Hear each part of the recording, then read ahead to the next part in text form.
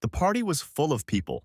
Scattered throughout the large suburban mansion were young men in their 20s and 30s, dressed in elaborate casual outfits that were meant to look good but not seem like they were trying to impress. They were playing pool or ping pong, watching television, eating and drinking, dancing and laughing, and everyone seemed to be having unbridled fun.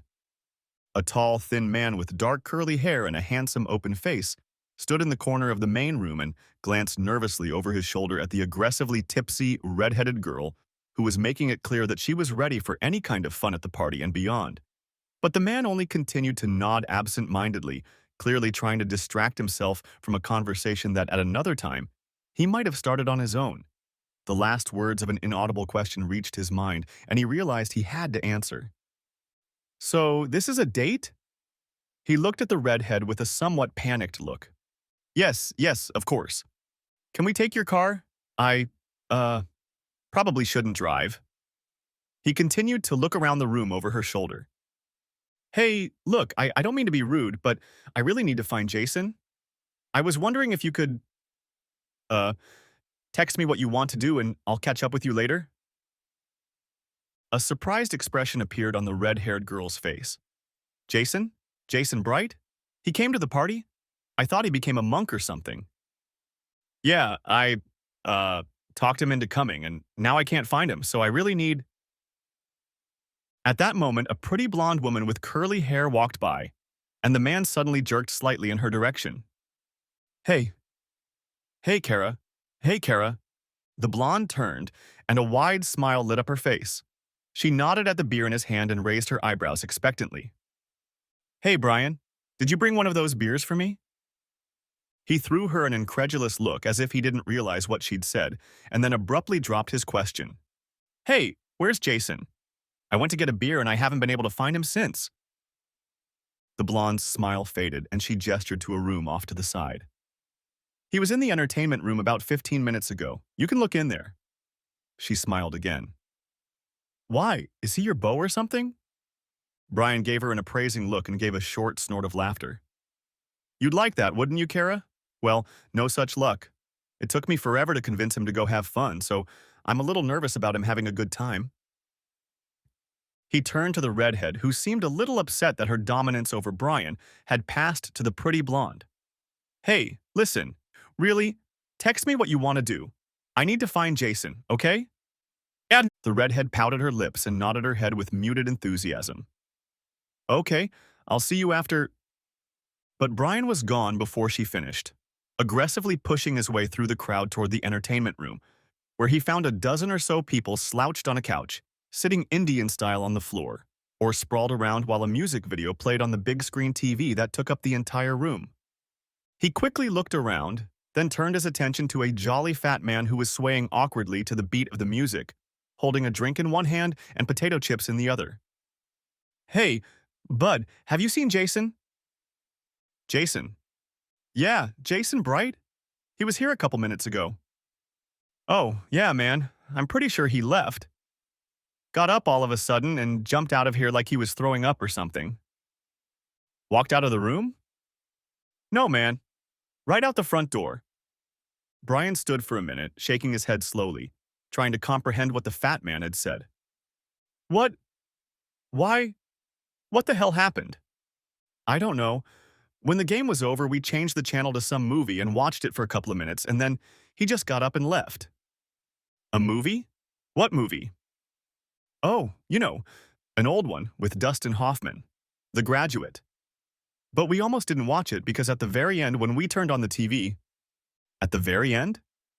"Yeah, that whole wedding scene when Hoffman comes in and hits the glass and the girl runs off with him." Brian's face began to redden, starting with a faint pink hue and rapidly progressing until he looked like a tomato with human features. He then began to slowly throw words at the fat man, carefully enunciating them with increasing force and volume for maximum effect.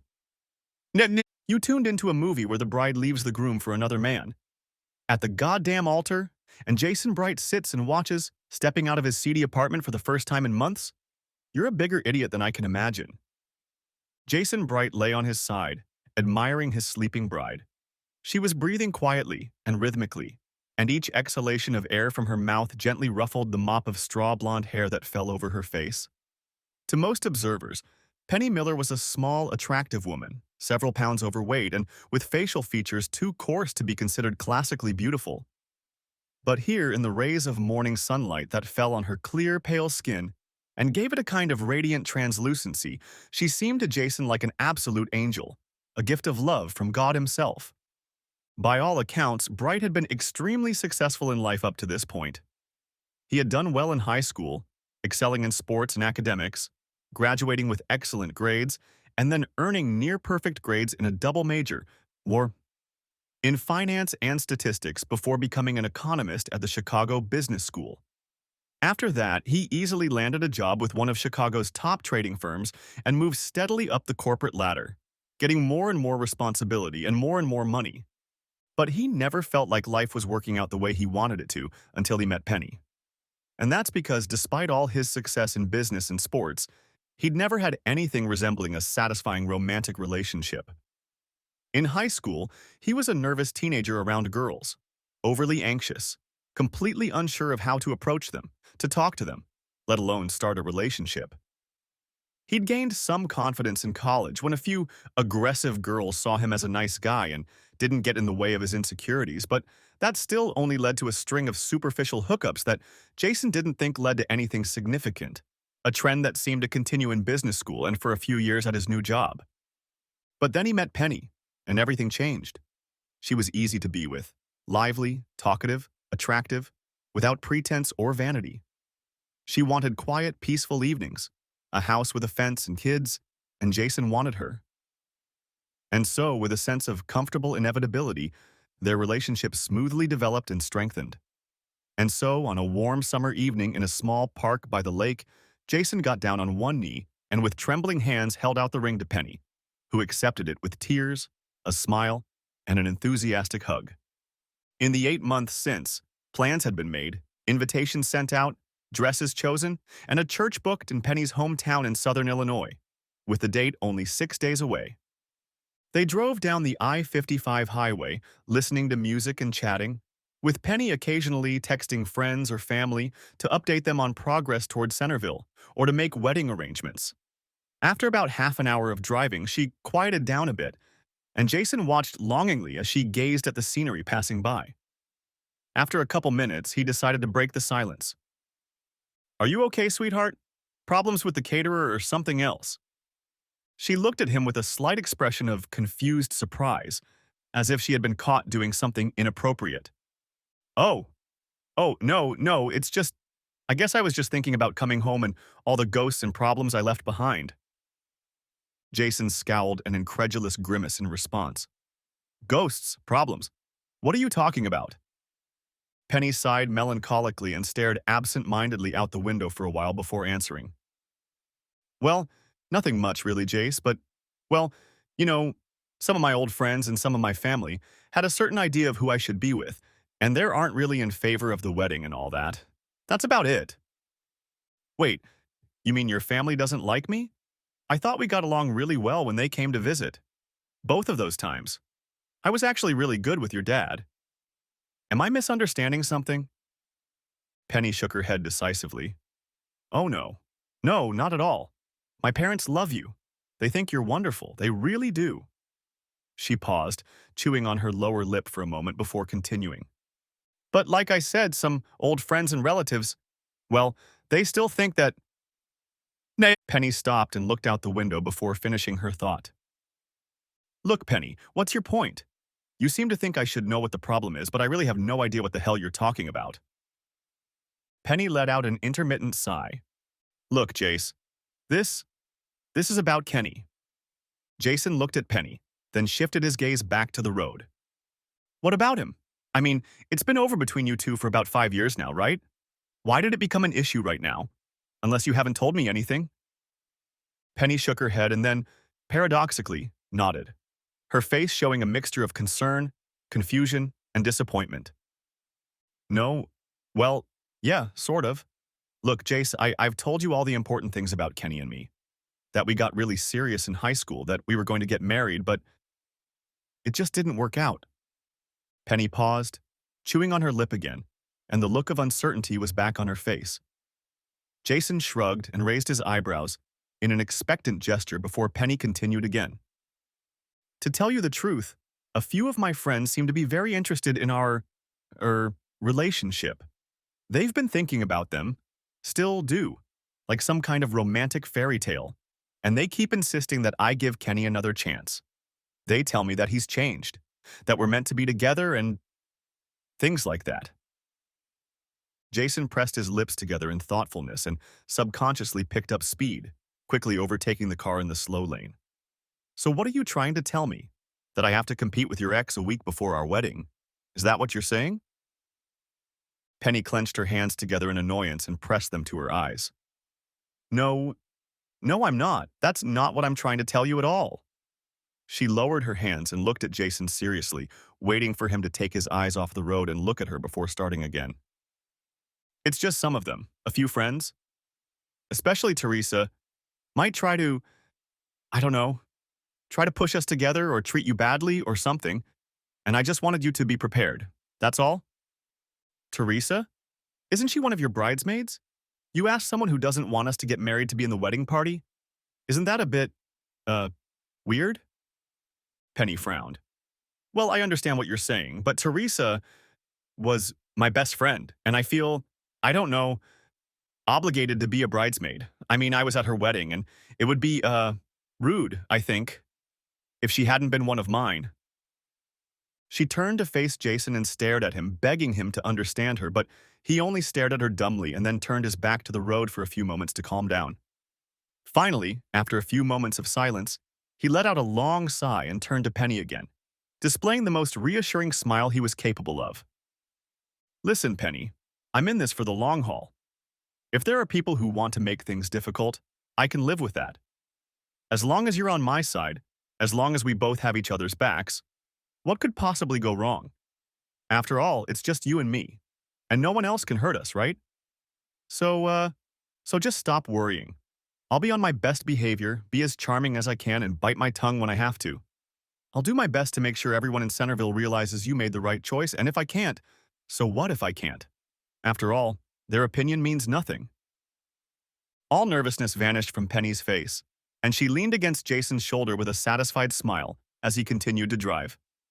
By the time they reached Penny's childhood home, a two-story farmhouse on the outskirts of Centerville, set in a quiet neighborhood with large, unfenced yards overlooked by old maple and oak trees, it was almost dusk. They had barely made it a few feet down the driveway when Penny's mother, a cheerful woman with graying hair and a pleasant face, squealed with delight, holding out her arms, approaching her daughter like a bobbing middle-aged missile seeking warmth at the front door. "Oh, Penny, how is my beautiful girl doing? My blushing bride-to-be?" she exclaimed, drew her to her with soft hands, enveloped her in a mist of sweet perfume, and kissed her cheek. She held her tightly against her for a few moments, savoring the feel of her daughter in her arms, and then reluctantly released her to turn her attention to her future son-in-law. "How are you doing, Jason? I'm so happy to see you. You look so good. So handsome." She gave him a brief hug and then led them down the walkway to the door. "Come on in. Daddy's waiting for you inside, and dinner's almost ready. And we have a lot to talk about." Dad was Penny's father, a calm, serious man who rose from the couch as they entered the house to greet his daughter with a light hug and Jason with a firm handshake while Mom went to the kitchen to spread the food on the table. After a few minutes of small talk, he led them to the table and, with a look of domestic authority, indicated where to sit, greeted them briefly, and nodded his head toward the food pork chops, salad, and a plate of mashed potatoes, a dinner for 4 that could feed 10. Over dinner, the conversation was almost exclusively about the wedding, and dominated by the women, who enthusiastically discussed seating arrangements, dresses, photographers, music, and menus for the reception. When Penny mentioned that everyone should stand in the correct seats during the ceremony, Mama Miller's face took on an expression of pained surprise, as if she had suddenly remembered some unpleasant detail that needed to be taken care of, and she turned to Jason. "Jason, honey, when is your daddy coming? What night?" Jason set his fork aside and finished swallowing his potatoes. "I'm pretty sure he's flying into St. Louis Thursday afternoon, so he should be here by Thursday night for the rehearsal dinner."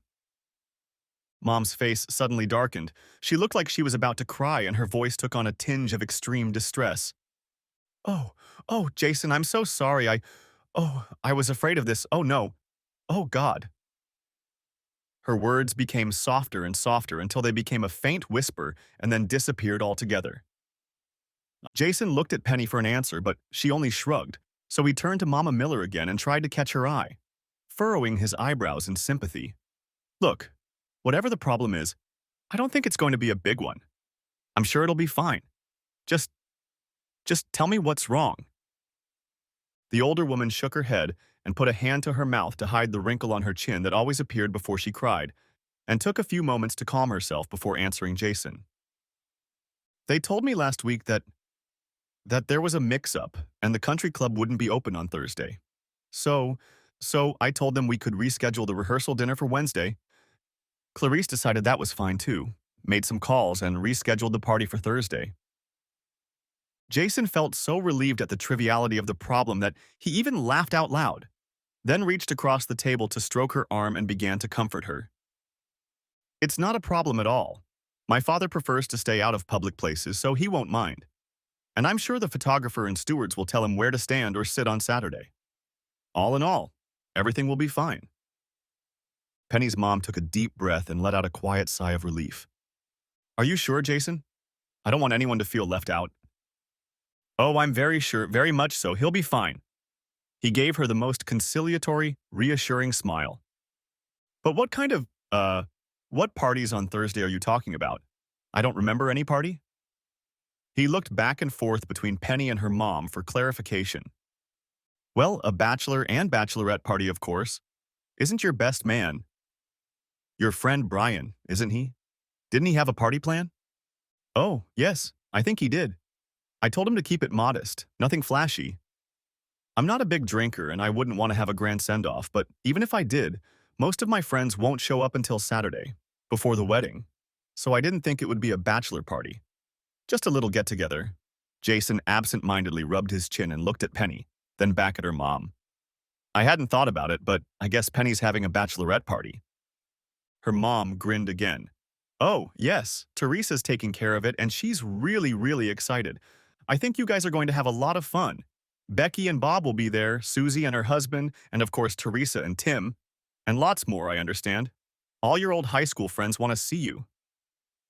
Jason smiled at Mrs. Miller's enthusiasm and shifted his gaze carelessly to Penny.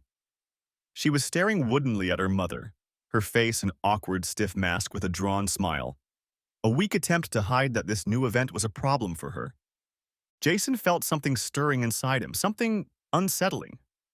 The rehearsal dinner was just beginning, and Jason already felt like leaving. For 2 days, he'd felt like he'd been on display to Penny Miller's old friends, not particularly like the new ring she'd put on, subjected to admiring glances or squeals of delight, and occasional, relatively hidden glances of vague disapproval or even displeasure, and this dinner only promised more of the same. The main problem was Teresa Southern, a tall, attractive woman with a somewhat regal, officious demeanor, who sat at the table directly with her heavily tipsy husband Tim, a dense, ruddy man with slicked-back hair and lamb chops. Teresa, who had led the cheerleading squad in high school and somehow retained her authority a decade later, was Penny's self-proclaimed best friend forever and seemed to guide the dinner conversation like a talent contest judge, determining which topics were appropriate and which jokes were funny. Jason had met Teresa the day after arriving in Centerville, and she had been an omnipresent irritant ever since, subtly, and sometimes not so subtly, manipulating wedding plans, dinners, and general entertainment, inviting or not inviting friends to this or that event, coaxing Penny to follow her ideas about appropriate attire, speech, and company. But the most annoying and disturbing event was when Teresa dragged Kenny, the high school soccer star prom king, and Penny's ex-boyfriend, into a social program including dinner and a group movie the night before. Kenny was a gruff country boy with a square jaw, a smile full of bright white teeth, thick wheat-colored hair, and a murmuring, ingratiating voice. Jason found him affable and chatty, and perhaps he could have been tolerated if he hadn't been the central figure in Teresa's apparent desire to celebrate Penny's high school past without Jason. But now Kenny was sitting next to Teresa, smiling broadly, shaking his head and giggling at every story resurrected from the group's collective history, all of them involving him and Penny, and it had become almost unbearable. So he chewed his chicken slowly, listening to yet another story being retold in an almost feverish tone by the diminutive shawl from Penny's school days sitting next to Teresa. The current memory concerned a chapter of an old, apparently epic romance between Penny and Kenny. This time the story of how Kenny had hired a horse and baby carriage to take Penny to prom in style. Penny blushed. Kenny glowed with delight, and Jason felt a vague, growing sense of nausea threatening to send some of the rubberized chicken back to his plate. Oh, and Penny was wearing an old-fashioned hooped dress, remember? She was just gorgeous. She fluttered and twirled on the dance floor like she'd just stepped off the set of Gone with the Wind. She paused, almost out of breath, swallowed nervously, looked around the table, obviously making sure the group approved the story before continuing, her voice even higher than before. And Kenny, he was wearing an old-style black tuxedo and a hat, and dancing this old waltz or something after they were announced king and queen. Teresa nodded toward Penny and gestured at her with her fork, smiling sentimentally. No one looked prettier or happier than you that night, girl. She looked back and forth between Penny and Kenny. You two were gorgeous, the other women at the table shouted in agreement. Penny blushed nervously and Kenny grinned, and this time he had nothing to add to the growing cacophony of voices describing the different perspectives on that particular dance on that particular prom night. By then, Jason was fully immersed in his own thoughts, and he tried his best to distract himself from the ongoing conversation, to keep his composure. He looked around the room, noticed Penny's parents at another table, and wished he'd sat with them instead of Penny's friends. For a moment he noticed the decorations and wondered why Penny had chosen green and yellow even though her favorite color was royal blue, but then realized that those were the Centerville High School colors that Teresa had chosen. Finally, he returned his gaze to the animated faces of the men and women at his table, suddenly experiencing an overwhelming sense of isolation, an outsider at his own party. I'm sorry, they may have gotten a little carried away. He barely heard the voice over the noise and his own detachment from the conversation. Turning to his right, he met his gaze with the speaker, a plump freckled woman with brown curly hair, squinted eyes, and a crooked smile. Huh, what did you say? She nodded across the table toward Teresa. I'm sorry she kind of took over everything. It's just, well, she knows everyone here so well and they're all so close. I don't think she wanted to cut you out of her life. Jason felt the tension subside and smiled. Yeah, I understand that. I think I do. It's just a little hard to join in when I don't know any of the stories. And I guess I'm thinking about other things. The brunette continued to smile. Like about your upcoming wedding? Jason snorted with laughter. Yeah, well, my name is Betsy. Betsy Palmer. I don't know if you remember. Jason interrupted. Yes, I met you yesterday. At the mall, I remember. They were still engaged in casual, introductory conversation for a few more minutes when, from across the table, Jason heard his name mentioned in some question. Looking over, he realized with slight bewilderment that Teresa was addressing him. I'm sorry, Teresa. What did you say there? I didn't hear you. Teresa smiled serenely at Jason. I asked, she began, emphasizing the word asked, with a tinge of annoyance at having to repeat the question. If you could tell the others exactly what you do. It seemed to Penny that you preferred to explain. Feeling the blood rush to his face from the unexpected attention, Jason began to stammer as he tried to explain. Well, I compile and manipulate economic models using a variety of new and advanced analytical techniques to help our firm make investment and marketing recommendations for our clients. Everyone stared at him with blank eyes in response to his answer. Well, that's clear as mud, Kenny stated, half laughing. Jason looked at Penny, who smiled at him and nodded her head, encouraging him to continue his explanation. He smiled back and, still a little embarrassed, tried again. I'm sorry. It's really not that complicated. I'm just doing the math to help our clients, other companies, and investment institutions figure out what to do with their products or whether they should issue stock. That sort of thing. This explanation elicited murmurs, half-smiles, and nods, but the room was suddenly quiet, and Jason felt an urgent need to fill the air. He took a deep breath, pulled on his best fake smile and turned in what he hoped was an interested voice to Kenny, who seemed more than surprised by Jason's question. So, uh, Kenny, Penny tells me you work at the Ford dealership we drove past when we came into town. Do you like the job? Is it a good job? Kenny raised his eyebrows, which betrayed his suspiciousness, and began to answer in a quiet and slow voice, choosing his words carefully. Yes, yes, it's a good job. I think it is. It's a lot of work sometimes, but I like it. So you're in sales? You sell cars? Kenny's tone changed abruptly. His answer was harsh, tinged with anger and resentment. No, no, I'm not a salesman, he replied, emphasizing the word not through clenched teeth. I'm one of the managers. I'm not just in the business of selling cars. Much more. There was an awkward, embarrassed silence, and Jason felt all eyes in the room on him, sensing that he had made a terrible social mistake, but not realizing what it was or what exactly to do about it. I'm sorry, I didn't mean anything by it. I'm sorry. He stammered, opened his hands in a gesture of peace, and smiled weakly. He was somewhat relieved when Kenny smiled back and muttered, It's okay.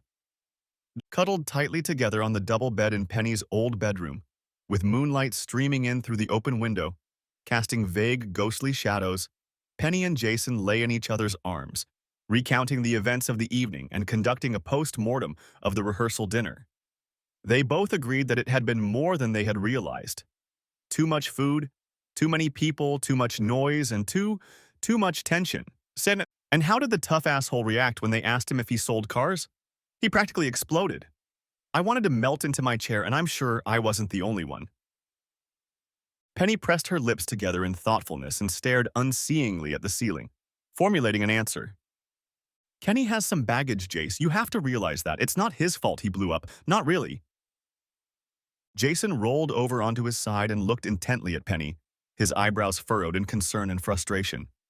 He interrupted her in a stern, business-like voice from which the warmth had faded away, replaced by irritation and annoyance. Wait, are you saying this is my fault? Honestly, I don't understand what I did that was so bad. Seriously, I didn't think he'd turn out to be so damn sensitive. I wasn't trying to make him look or feel bad or make a scene. I was just trying to make conversation by asking a completely non-serious question. Penny gave Jason a half smile and turned to face him, lifting a hand to stroke his cheek as she formulated a response. Jason, it's not your fault at all, kid. It's just that you have to understand Kenny, his insecurities. Come on, Penny. We all have insecurities, but we have to live with them. You can't just blow up every time someone says something that bothers you. He doesn't actually explode that often, she started to reply. Jason raised his eyebrows incredulously and had already opened his mouth to interrupt her. But Penny changed tact. Listen, here's the thing. Kenny's always been the big man on campus, the best athlete, the most popular guy, and all that kind of stuff. But all that ended after graduation. He didn't get the soccer scholarship he wanted, which meant he didn't get into college or get the job he wanted.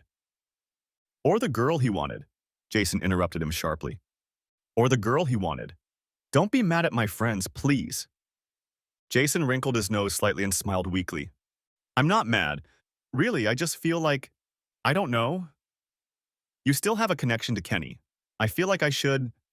Penny raised her eyebrows. Like you owe what? I don't know. Compete for you or something? It's driving me crazy, I guess.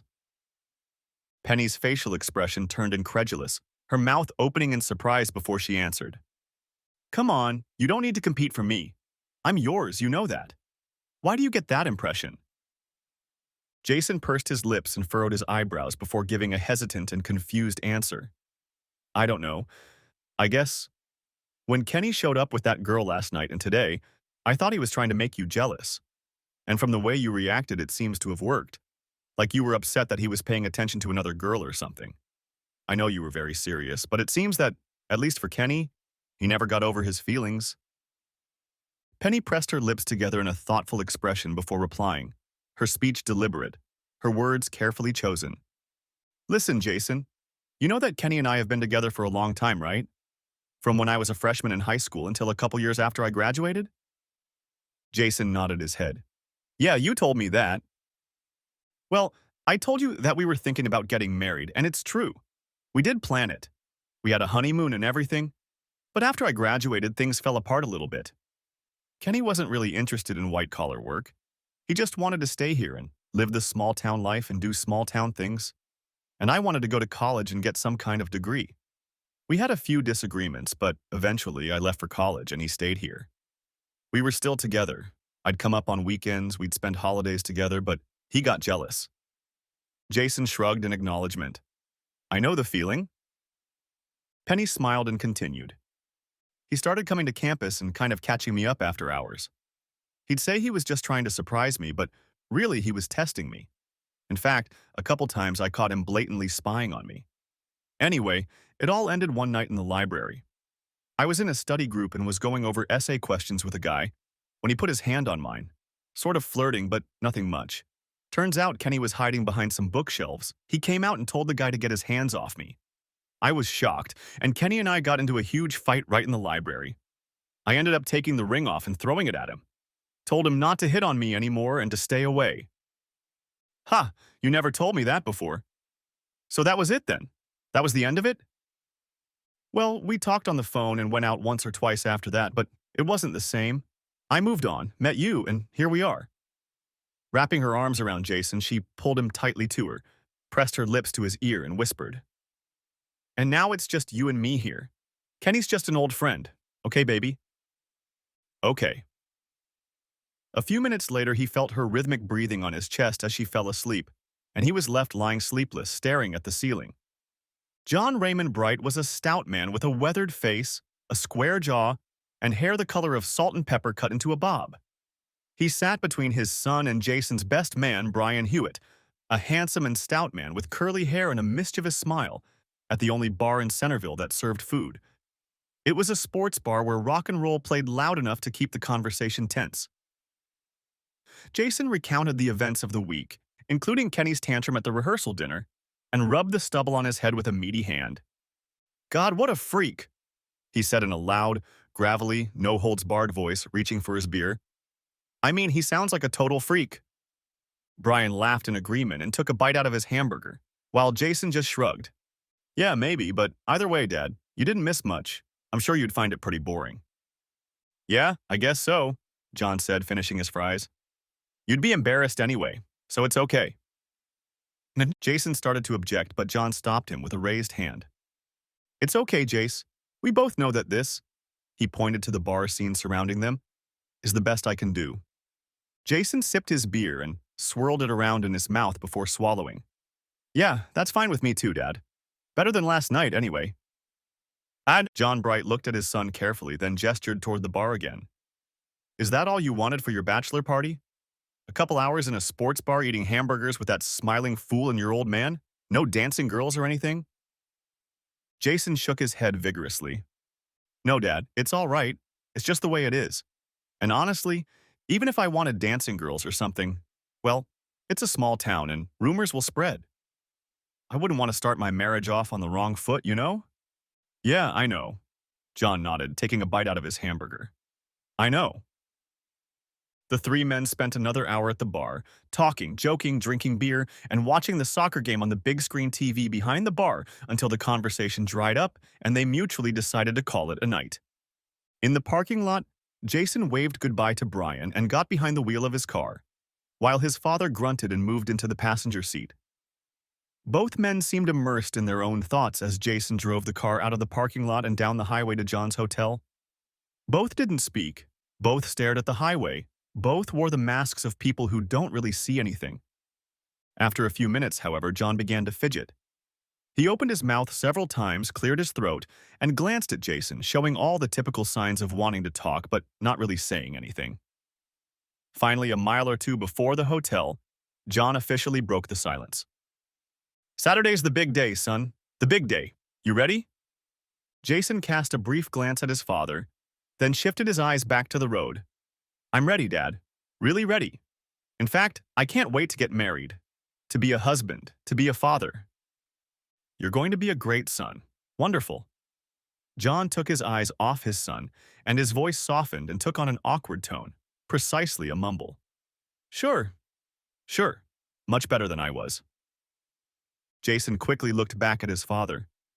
Now, Dad, No, no, son, it's true.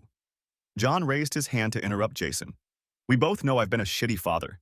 We both know that. Hell, your mother and I split up when you were what, 3 years old? And I barely saw you until… John paused, looking away and taking a couple deep breaths. No, you had a hard time, son. When your mom was in the accident and you stayed with me. Very hard. And then, in the darkness, Jason could make out his father bringing his right hand up to his eyes to wipe something away, then cleared his throat and swallowed hard a few times before starting again. So, I'm happy for you, son. Damn happy you have a girl you love. Happy that I can be here to see it. Jason nodded his head, pulling into the hotel parking lot and stopping the car, then turned to look at his father. Dad, I'm glad you're here too. Really glad. You are my family. I couldn't have done it without you. John Bright turned to face his son, and for the first time in his life, Jason saw the tears on his father's cheeks and heard his rough, raspy voice as he spoke. Look, son, I just want you to know how sorry I am that after your mother died, you were left with a scumbag like me. Hell, Jason, I could barely take care of myself, let alone an 11-year-old boy. John paused to wipe away the tears, but now they were streaming down his face and his voice was higher and more ragged as he finished his thought. I want you to know how much I loved having you around, even if it didn't feel that way at first. How much I loved watching you play those games and go to school. God, you were such a hard worker, working part-time and still getting great grades. And you got honors and a college scholarship. And then you worked your ass off again. And then you got this great job. I just want you to know that you deserve to marry a great girl and that I'm damn proud of you, son. Damn proud. And now Jason was crying too, and both men sat in silence, each resting his right hand on the other's left shoulder and looking at each other without a shadow of discomfort, until John finally opened the door and headed across the half-lit parking lot to his motel room. Teresa Jones's parents owned perhaps the largest house in Centerville, a huge Georgian mansion on several acres of land with half a dozen bedrooms, a recreation room, a library, and a huge living room. That evening, the living room had been taken over by a dozen young women who were now lying on the couch or sitting cross-legged on the floor, giggling, telling stories, drinking wine, and squealing with delight and embarrassment as the birthday girl opened her gifts. Penny, being the bride-to-be and the birthday girl, smiled as broadly and laughed as loudly as everyone else present. Surrounded by a pile of gifts and lingerie, she was in her element and felt at ease among her old friends. But just at that moment, a drunken request to model some lingerie turned into a demanding shout that was picked up by all the women. Penny, blushing furiously and shaking her head, tried her best to talk them out of the idea until she realized they would not be refused. With embarrassed hesitation, she took the donated linens and headed down the hallway to the only bedroom on the main floor. Laying the outfits out on the bed, she stroked her cheek thoughtfully, trying to decide which one would be the least humiliating, and finally settled on the sheer-wrapped baby doll, the most modest of the possible. She took her time putting it on and examining herself from every angle in the floor-to-ceiling mirror before returning to the hallway to an anxious flock of noisy women who welcomed her back with the kind of shouts, hooting, and hollering that one normally heard in a strip club. Penny laughed nervously and, though embarrassed, tried to play her part properly, posing as attractively as possible in front of the noisy women. Most of the women responded with laughter and applause, but Teresa, more than a little tipsy, began shouting for more. "Show us another one, Penny. Show us another one." Unsurprisingly, her request was picked up by the other women, but this time Penny held firm and shook her head, trying her best to kindly refuse the woman, who let out a disappointed groan as she eventually retreated down the hall to the bedroom. Just as Penny entered the bedroom, there was a knock on the front door, and then Teresa's laughter and squeals heralded the arrival of 3 men carrying conciliatory gifts of champagne and vodka to appease the hostess for crashing the party. With minimal objections, Teresa led them into the room where the first two, Bill Jenkins, a short, pot-bellied man with a cherubic face and horn-rimmed glasses, and Tom Anders, a taller and leaner version of Bill but with even less facial hair, walked to the back of the room to chat with their girlfriends. The third man was Kenny Bailey, who immediately asked Teresa where Penny was, quietly explaining that he had brought her a gift he wanted to give her before the wedding. When Teresa said that Penny was changing in the bedroom and would be out soon, Kenny immediately began organizing the entire group into a choir that was to sing the school fight song for Penny when she returned. But upon returning to the bedroom, Penny heard an additional noise as the men appeared, and decided it was just the women playing another game, or telling some particularly crude joke.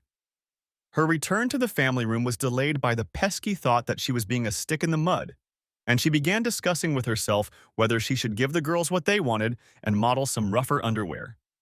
And in the end, she decided to have some fun and go all the way. She burst into the room with a giggle. To her disappointment, she noticed the complete lack of reaction from the audience. The women stood with surprised or even shocked faces, saying nothing, some of them just opening and closing their mouths, and some of them almost frantically pointing at something or someone at the edge of the room. And that someone was three men. Bill and Tom stood with their mouths open, with Bill's glass slipping out of his hands and shattering on the floor, and Tom nervously wiping sweat from his forehead. Kenny grinned like a Cheshire cat and nodded lustfully, then began a slow, rhythmic clapping of hands in appreciation. Penny cried out loudly, then turned and ran down the hallway to the bedroom. She lay on the bed, staring at the ceiling, frozen with embarrassment, for about half an hour, until Teresa came in to gently persuade her to return to the party. By the time Penny returned to the living room, there were only a few girls left sitting around the coffee table, finishing the rest of their wine and talking quietly. Kenny was still there, half reclining on the couch with his usual mischievous grin. He waved her over, and she reluctantly made her way through the obstacle course of furniture and presents, groaning as she sat down next to him, covering her eyes with her hands and resting her elbows on her knees. God, that was so humiliating. I just can't believe it happened. I'll never forget it as long as I live. Kenny laughed encouragingly, patted her back, and leaned over to whisper, "If it's any consolation, I'll never forget it either. Honestly, I only wish I had a camera to capture this moment for posterity." Penny covered her face and looked at Kenny, throwing him a brief look of unrestrained disgust, but his grin turned into an indignant smirk and she laughed, leaning back relaxedly on the back of the couch. "Well, I should have known you had that attitude," she stated with mock indignation, playfully punching him on the shoulder. "Seriously, someone should have warned me about you breaking into the party. I was terrified." In response, Kenny shrugged, laughed, and made a big open hand gesture toward Penny and the other girls. "Surprise is my secret weapon. Without it, I'd miss out on so many wonderful things." The two exes and the remnants of the party told jokes and racy stories for an hour until the conversation became quiet and contemplative. Finally, Penny yawned and stretched, saying she wanted to go to bed and should go home, and Teresa hesitantly got up to get her keys. But Kenny laughed at Teresa's tentative attempts to get up and insisted on driving Penny home, to which Penny enthusiastically agreed. Teresa smiled and nodded, then sank awkwardly onto the couch, watching the two leave together with approval. Conversation during the ride home was light and casual, full of observations about the dating and marriages of their old friends and reminiscences of days and events of yesteryear. 2 blocks from Penny's house, Kenny pulled off the road and parked the car by the tall hedge that blocked it from the windows of the houses. What are we doing here?" Penny's voice sounded suspicious. I have something for you," Kenny replied, unbuckled his seatbelt and turned to her, pulling her closer. Penny raised her hand to stop him and shook her head decisively. "No, Kenny, no. I'm getting married in 2 days and I'm not going to park here and whisper with you for old time's sake. It's just not—" She stopped abruptly, noticing Kenny holding out a small wooden box with stains and slightly rusted hinges, offering it as a gift. What's this?" she asked. "Open it." Kenny's voice was soft but insistent. "Please." She reached out and carefully opened the box, gingerly examining the contents in the dim light of the machine with surprise. Wait, this can't be," she muttered slowly, reverently pulling out an opal pendant suspended on a thin gold chain, and her face colored with surprise and joy. How? I dived for it many times but could never find it. Then I ordered the pond drained and searched for it in the mud until I found it." "When?" "2 years ago, in the summer." Penny began awkwardly working the clasp, trembling fingers careful not to damage the fragile metal. Opening it, she held the necklace out in front of her, admiring it fondly in the dim light. Why have you waited until now?" Her voice was so distant, breathy, like a little girl seeing magic for the first time. I had this crazy idea that somehow we'd see each other and maybe, I don't know, maybe we'd get back together. So I was saving it for that moment.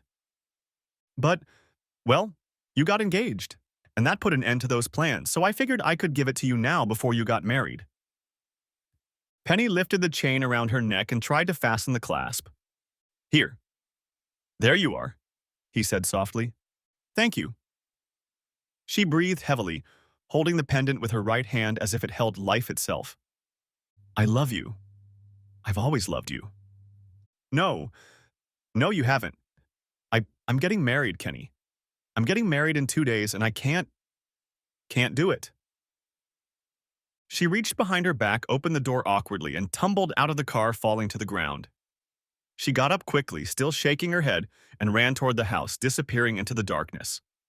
12 hours later, Penny stood on a small stool in the middle of the living room, mute and motionless, like a living statue, draped in a flowing white-on-white wedding dress, while her mother fussed around her, pulling up the sleeves, tucking the folds of fabric, making sure the dress fit perfectly. You certainly aren't saying much this morning, dear. Are you all right? Penny let out a loud, unsure sigh. Yes, Mommy, I'm fine. Mrs. Miller gave her daughter a long, hesitant, appraising look. You don't seem fine. Is everything okay with Jason? Penny lowered her eyes with an expression of sudden panic on her face. Of course he's okay. Why? Why would he be upset? Did he say something to you? Did he seem angry to you this morning? No. No, dear. It's just that you seem so quiet that I thought maybe you were talking or something. I thought maybe he was upset that your dad and I insisted he sleep somewhere else the night before the wedding. I think that's a lot to ask.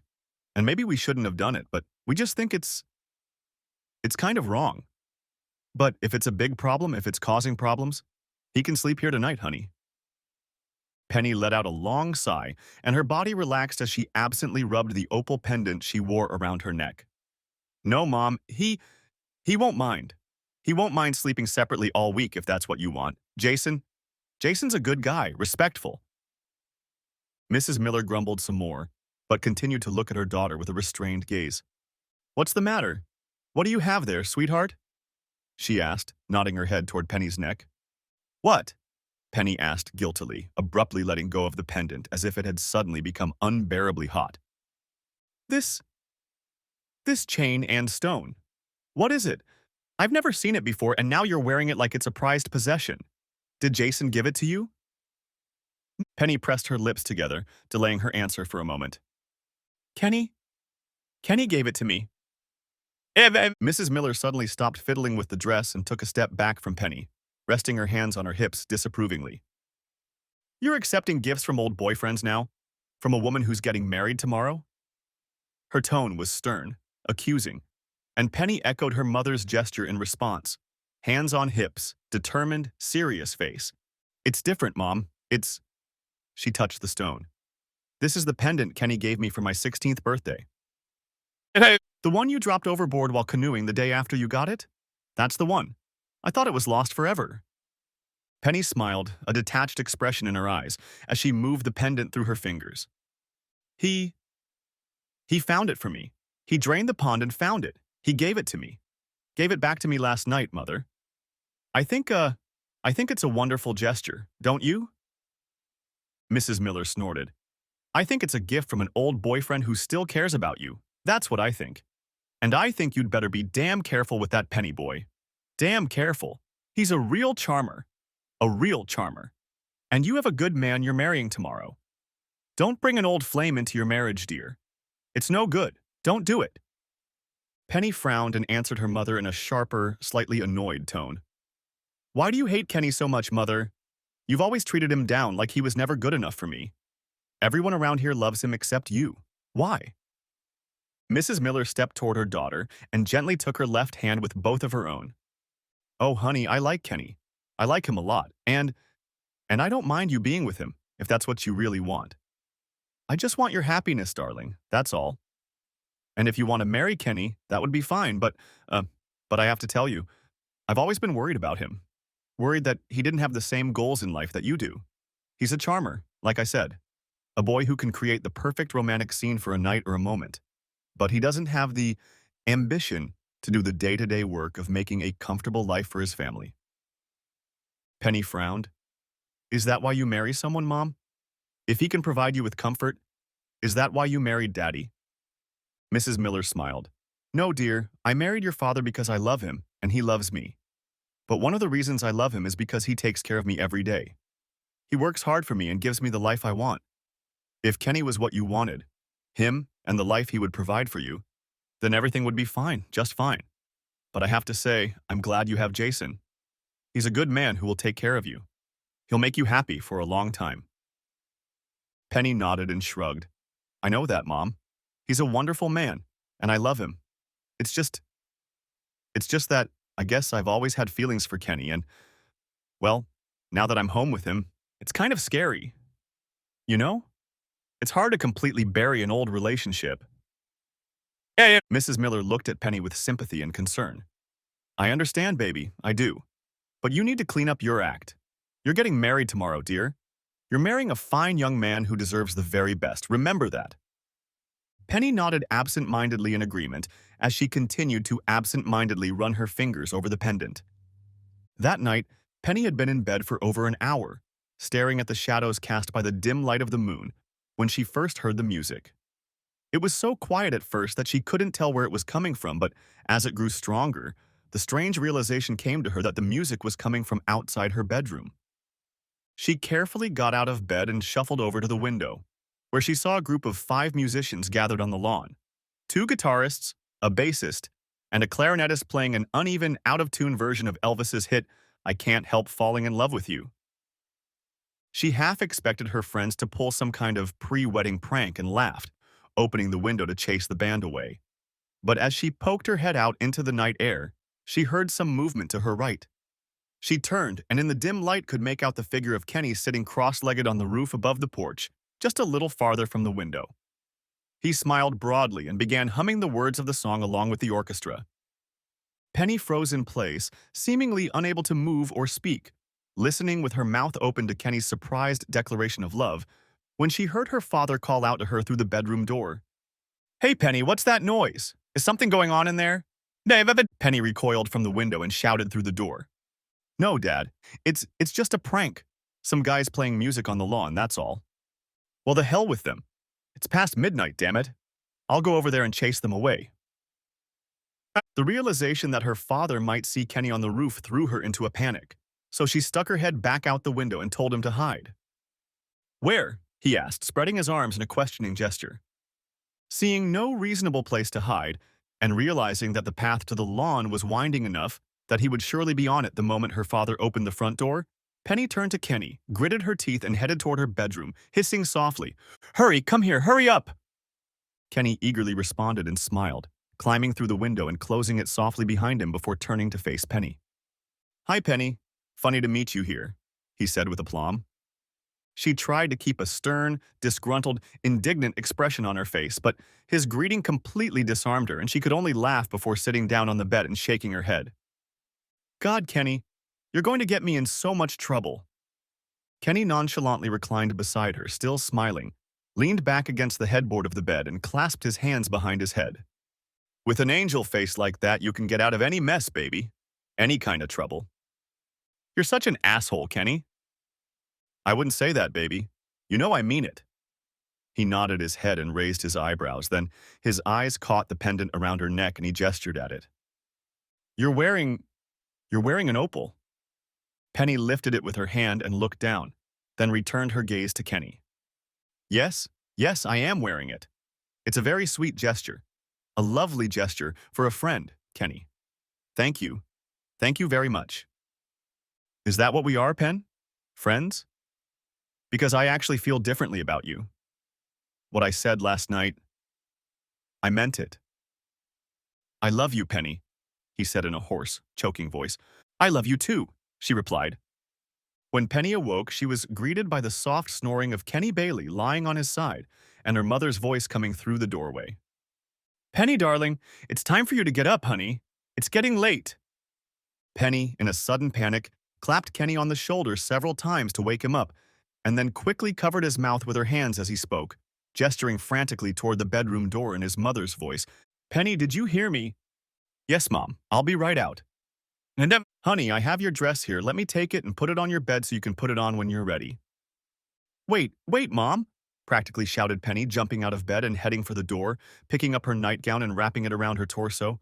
Don't come in. I, I have really bad gas. I think, don't, don't. Her mother's voice took on an incredulous tinge as she started to open the door. What? Don't be silly. I'll just come in, put the dress on your bed and… No, Mom! Screamed Penny, slamming her shoulder on the door to prevent it from opening fully, and then coming face to face with her stunned mother, who was still standing in the hallway, blocking the way into the bedroom of her clearly disturbed daughter, who seemed to be mumbling something incoherently. Seriously, Mom, it's just really bad here. Really bad. I can barely stand it myself and, well, it's just so weirdly awkward. You know, and, and, I'm going to go downstairs now and put on a dress. During her rambling monologue, Penny glanced back and forth at Kenny, who was silently pacing the room, gathering his shirt and underwear but unable to find his pants. Penny angrily ordered him to leave, and eventually Kenny opened the window and practically jumped out through it, leaping from the roof to the lawn below and leaving the house and neighborhood in just his boxer shorts. During his escape, Penny managed to maintain a strange conversation, constantly referring to the relatively toxic atmosphere she had created in her bedroom, essentially forcing her mother to stay in the hallway until she was sure Kenny had safely left the room. At that moment, the tone of her voice changed, and she opened the door abruptly, inviting her mother in. Okay, Mom, if you insist, you can come in, but I warned you. She briskly strode across the room to close the window and, noticing Kenny's pants by the dressing table, discreetly shoved them under the bed. Meanwhile, her completely confused mother slowly crept into the room and sniffed the air gingerly before allowing herself to take a deep breath. Penny, I don't know what you're talking about, and it smells wonderful in here. Penny smiled nervously at her mother. Really? I think it smells awful. It must be the nervous tension from the wedding day. Yes, I suppose so, the mother said with uncertain concern. Penny sat in a stiff-upholstered, straight-back chair in the preparation room adjoining the chapel. Her immaculate wedding dress flowed around her in perfect white waves. Her hair was arranged in elegant, romantic ringlets. Her hands were folded in her lap, and she was staring blankly out the window. At that moment, she heard the sound of the door opening and the quiet sound of footsteps on the carpet. Please, I'd like to be alone for a few minutes, Penny stated without checking to see who had entered. And then her mother's voice reached her, soft and gentle, loving and kind. It's me, Penny. Mrs. Miller sat quietly in the chair across from her and stared intently at her daughter, her face reflecting pain and sympathy. In her hands, she held Kenny's neatly folded jeans and his wallet. Pen, honey, she said, taking the jeans in her hands. I found them under your bed. Do you want to talk about it? Penny stared at them dumbly for a while, then burst into tears. Oh my God, Mom. What am I going to do? I don't know what to do. Penny's mom put her jeans on the floor, pulled her chair closer to Penny, and took both of her hands, gazing intently into her face as she spoke. Penny, honey, what do you want, sweetheart? Who do you want? Because that's all that matters. It's hard for me to say what I want. I feel like I'm at war with myself, Mom. When I'm with Jason, everything feels right. Everything about him is so perfect. But Kenny has taken over my heart and I can't let him go. Penny bit her lip, her worried expression darkening even more, and fresh tears drew new paths on her makeup. Oh, Mom, this is just going to kill Jason. How do I do this? Hey. Mrs. Miller reached up and brushed a tear from Penny's cheek, looking at her daughter with love and concern. Well, honey, I don't know exactly what to tell you, but I know you can do it. And whatever happens, know that you have my support and my love. And my blessing, if that matters. Jason Bright stood in the groom's preparation room, struggling to overcome his excitement as Brian Hewitt meticulously adjusted his tuxedo, brushed off the lint, adjusted his tie, and made sure the groom was absolutely flawless. While Brian was fixing his tie, Mrs. Miller and Penny entered the room, and Jason's face broke into a wide, excited smile, which immediately turned into a mask of concern when he saw the distraught expression on Penny's face, accentuated by red eyes and a trail of tears. Penny, what's wrong, honey? Are you okay?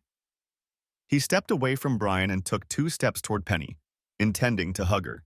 But Penny stopped his movement with a raised hand. Jason, we need to talk, she said simply as Mrs. Miller gestured for Brian to follow her out of the room. Of course, honey, of course. Tell me, what's wrong? Penny shook her head slightly and turned away from Jason, fresh tears appearing in her eyes. Without turning around, she spoke again quietly, hesitantly, in a voice full of pain and regret.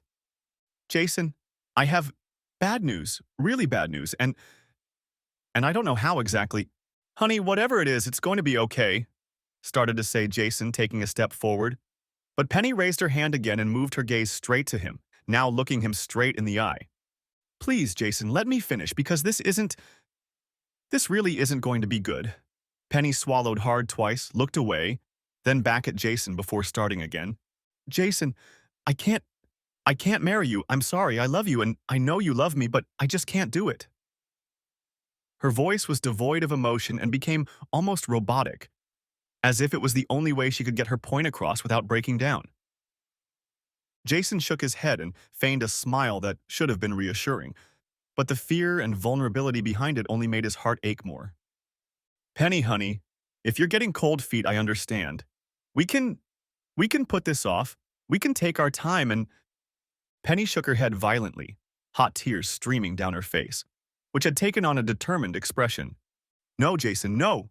I can't marry you now. I can't marry you ever. It would be a mistake for both of us. I can't be your wife, Jason. I just can't. I'm so sorry. Now Jason spread his hands in a pleading gesture and took another step forward. But Penny, he started to say, but she only sobbed, took off her wedding ring and held it out to Jason with a trembling hand.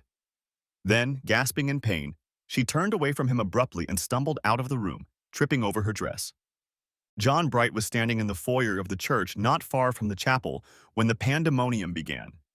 He saw Penny's mother come out of one of the preparation rooms with Brian Hewitt and say something serious, her somber face not in keeping with what he expected to see from the bride's mother on her wedding day.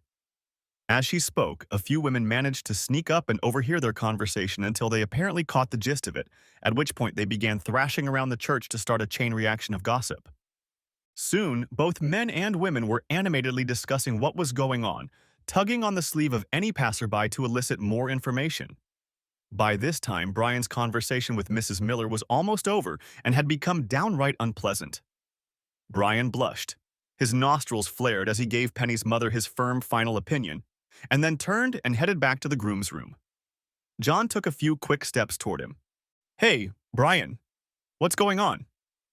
Brian looked at John and shook his head in disgust. It's canceled, he said firmly. The wedding is off. Wait, what? That can't be, John replied, heading with Brian to the ready room.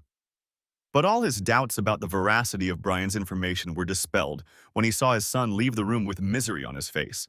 His tuxedo was disheveled, his previously perfectly combed hair was a mess, and his eyes were wet with tears. Oh my God, son. Son, what happened? Jason could only stare at his father and shake his head, rendered speechless by the devastating news his ex-fiancée had just given him. At that moment, Kenny Bailey burst into the church without coat or tie, half-dressed in his suit pants and unbuttoned white shirt, and demanded the attention of the first short, muscular woman in too much formal dress who caught his eye. Where is she? The woman nodded excitedly toward the archway leading to the reception hall, and Kenny, realizing this, hurried in the same direction. John watched the scene, squinting his eyes, looking back at Brian, who had a look of disgust on his face, then at Jason, who still looked dazed and incoherent, and at the archway through which Kenny had disappeared. John's face flushed, and he began clenching and unclenching his fists, pushing his way through the crowd toward the reception hall until he reached the hall itself. There, amidst a crowd of happy, chattering spectators, Kenny knelt down in front of Penny, who, still in her wedding dress, sat in a straight-back chair and nodded happily through dried tears as Kenny held her hands and spoke to her with a broad, reassuring smile. Shaking with overwhelming rage, John cast a long, angry glance at the couple and exploded. "What is this shit?" Those words caught the attention of the entire crowd, who as one turned and looked at John with surprise and disgust, but their disapproval didn't faze John. "You mean to tell me that my son's heart is broken because of this loser?" He gestured at Kenny, an incredulous expression on his face. Penny began to cry again, and Kenny, gritting his teeth, began to rise, while off to the side, Penny's father quickly made his way through the crowd to John. "Look, I'm asking all of you who seem to be having so much fun here. I'm asking you if it's true that this bitch—" As soon as the word bitch was out of John's mouth, Penny's father unclenched his fist and the blow came like lightning to the corner of John's mouth, causing him to stagger and take a step back. John wiped his mouth with his hand and looked at the blood, then turned his attention back to Penny's father, a murderous expression frozen in his eyes and his mouth set in a grim, bloody smile. Clenching his fists, he strode toward Mr. Miller, who, clearly surprised that his punch had no effect on John, began to back away awkwardly. But just as John came within striking distance, Jason's voice, tired but firm and insistent, stopped him. "Dad, no. It's not worth it. It's not worth it. None of this is worth it." John looked at his suffering son, and the rage on his face faded away, leaving only a look of calm understanding. Brian walked over, put his arm around John, and they began to make their way through the crowd toward the church exit, with the guests flanking them. But Jason paused for a moment, looking around the hushed crowd before he stopped his gaze on Penny, agonized anticipation written all over her face. He reached into his pocket and with a smooth motion tossed his wedding ring toward Penny. It hit the tiled floor with a loud clang and bounced twice before falling next to her foot. "Goodbye, Penny," he said with bitter finality, and then walked out of the room like a man condemned to death. Chapter 2. 1,000 Days. Jason sat hunched over in front of the coffee table in the small living room of his apartment, chewing the last bit of cereal and staring blankly out the window at the coming dawn. He stood up slowly and stretched, then walked across the living room floor past the chair where she usually read, past the closet where her clothes were kept, and entered the kitchen where she was cooking and dumped the empty bowl into the sink. 1,000 days, he muttered, looking at the empty bed piled with crumpled sheets, evidence of another night spent alone, bad dreams and insomnia. He took off his workout clothes, showered and shaved, then put on his usual dark conservative suit, tied his tie, turned his back to his reflection in the mirror, and walked out of his lonely apartment to work. 1,000 cursed days, he said aloud, walking across the garage to his car and remembering another, far more harrowing walk. That day, after leaving the church, he had essentially staggered to his car, barely managing to get there with the help of his father and Brian. The ride home was almost unbearable. His father insisted on driving and spoke to him in the most soothing tone a grouchy, exhausted man could have, trying his best to convince Jason that the world went on and that life would eventually get better. His father stayed with him for a week while Jason tried to come back to life, first in an almost catatonic state, then incoherent, and finally in a state of sluggish depression. 1,000 days, and this is still the best part of my day. Sighing, he pulled into the Prairie Tower parking garage and nonchalantly took the elevator to the 42nd floor. He made his way to his corner office, nodded to the janitors, the only people on the floor at this time, and then sat down at his desk and turned on his computer. This place was a refuge for him, a corner office where the intellectual appeal of numbers, graphs, and models could seduce and occupy his mind enough to chase away the memories that tormented him. Memories of romantic kisses and holding hands in the park became painful because of memories of betrayal, of tearful confessions, of a gold ring jingling against the tiles to rest on the hem of his wedding dress. At the urging of his friends, he sometimes tried to tread on dangerous ground. In particular, he had 5 dates with 5 different women. All of the dates had been awkward, with forced smiles and infrequent, awkward conversations, and none of them had been so successful that either party had even considered trying again. They all ended pretty early, even without a kiss on the cheek. After the 5th date, about 6 months later, Jason came to the conclusion that he wasn't ready to socialize with women at all, let alone date, and decided to go private again. And so he sat in his sanctuary, his office, his inviolate space that protected him from socializing with others, from the pain and hassle of human interaction, and from the dangers of creating relationships. It was the only place where he felt comfortable, where the idea of utility replaced companionship. But at the end of each day, the workday was over, and Jason had to go home to the TV, the computer, the books, and the empty, cold, lifeless apartment. And he was slowly realizing that he couldn't lead the life of a high-tech hermit indefinitely, and that even for him, some minimal socializing was necessary. So that night, instead of going straight home, he decided to do something different. To try to go to the social party Brian had urged him to attend with an enthusiasm that bordered on coercion. Leaning back in his office chair and folding his hands on the back of his head, Jason worried about the discomfort he would feel this evening, and for a moment thought about brushing it off. But, pursing his lips, he discreetly shook his head with a look of determination on his face and got up to grab his car keys. The house was large, almost a mansion, located on a street lined with other mansions. There were cars everywhere, filling the driveway, parked on both sides of the street, and two even parked neatly on the lawn. Jason put the car in a small spot a block or so away from the house and texted Brian his arrival, slowly making his way through the parked cars. When he reached the front door, Brian was already out to meet him, smiling broadly and shuffling nervously from foot to foot as Jason approached. To keep him from turning and running, Brian put his arm around Jason's shoulders and quickly pulled him inside. Despite its size, the house was crowded with people. They crowded around, laughing, watching a baseball game, playing volleyball in the backyard, eating barbecue, and drinking beer. Brian took Jason from room to room, showing him off to old friends and introducing him to new acquaintances at a brisk pace, the men greeting him with cheers and patting him on the back, the women smiling flirtatiously and making small talk. To his surprise, Jason was enjoying himself, and for the first time in as long as he could remember, he felt something akin to confidence when talking to women. After wandering around the house and sampling the food and entertainment, Jason and Brian settled down to a game of pool in the large rec room. When Brian left to get a beer, Jason felt comfortable enough to wander around the house some more. Eventually, he made his way to the media room where he ran into Buddy Johnson, a pleasant, chubby former classmate who had found temporary shelter next to a table littered with potato chips and juice. Buddy smiled broadly at Jason. "Hey, Jason. Haven't seen you in a while. What's up, buddy? Want some chips? There's a barbecue outside, too." No, I'm fine already." Jason smiled back and then nodded at the big TV, which was currently running a commercial. "What are you watching?" Buddy swallowed and ran his tongue over his lips before answering. "Huh. Yeah, we just finished watching the Cubbies lose in extra innings." Buddy rolled his eyes in disgust, then continued. "But it just got switched to some movie. When it's over, I think they'll plug in the Xbox to play. I think it's almost finished, so it won't take long if you want to play." Jason nodded in response to Buddy's words and stood behind the couch littered with people as the movie started again. Jason nodded in recognition, bit his lip and began to rub his hands restlessly, recognizing the plot. It was the end of the movie The Graduate, and he watched as Benjamin Braddock, Dustin Hoffman's character, abandoned his car, which had no gasoline, and set off on foot to frantically make his way to the wedding.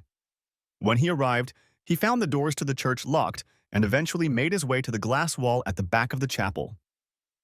Jason swallowed hard twice and began breathing rapidly through his nose as he watched Braddock knock on the glass and call out to Elaine over and over to get her attention, and then turned pale as a sheet when Elaine turned in response to Braddock's words and, spotting him, abruptly left the chapel in a burst of chaos and fled with Braddock on a bus, leaving her fiancé behind. The informal audience, which included not only those seated on the sofa but also several couples sprawled on the floor, were clearly amused by these scenes. Two of the men, who had been drinking heavily, began shouting, "Elaine, Elaine," as the scene played out, while the others laughed and giggled. Jason, however, found himself bent over with his hands folded in his lap, as if his head was suddenly foggy or even nauseous. One of the women passing by to grab a bite to eat delicately placed a hand on his back and gently asked if he was okay. He stood up, embarrassed, and looked around at everyone gathered who were so enthralled by the idea of a woman leaving a man at the altar for someone who was clearly offering more. He looked at the woman, a short, olive-skinned Hispanic woman, with a concerned, uncertain smile, shook his head, and without a word, disappeared out the door. Brian walked with bated breath to the door of Jason's apartment and stood in front of it for a minute or more before he raised his hand to knock. When nothing happened, he knocked a second time, louder and more insistently. This time a shuffling sound was heard, and then the door opened and a tired and disheveled Jason Bright, dressed in shorts and an old t-shirt, stood before him. "Oh, hi, Brian. What do you need?" he asked, opening the door wide, silently inviting him in, and then turning and heading back into the living room. Brian hesitated for a moment and then followed him, turning to Jason. "Hey, I'm sorry to barge in on you like this, but when I call I only get voicemail and I wanted to talk. I just wanted to apologize for the way the party went last week, the whole thing with the movie and everything." "You didn't need to come over to apologize. It wasn't your fault. In fact, it wasn't anyone's fault." "Yeah, that's true. But you know I was worried about you and I wanted to make sure you were okay. And I guess I wanted to talk and get it to you that, that, what?" Jason asked tiredly, sinking down onto the couch. Brian sat on the edge of the couch, folding his arms across his chest, and thought about his friend for a moment before answering. "You've got to move forward, Jace. You've had a rough patch, but you have to get out of it and live your life."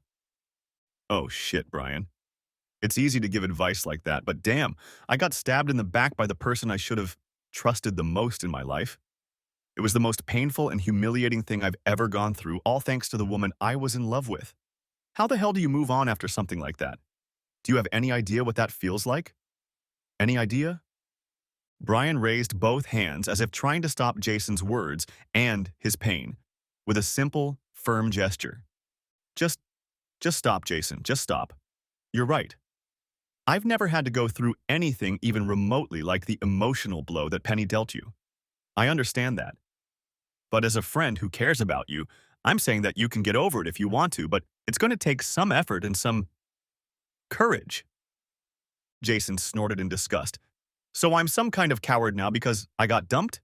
Is that true?" Brian shook his head in despair. "Come on. You know that's not what I'm saying. I'm just saying that how your life turns out is largely up to you.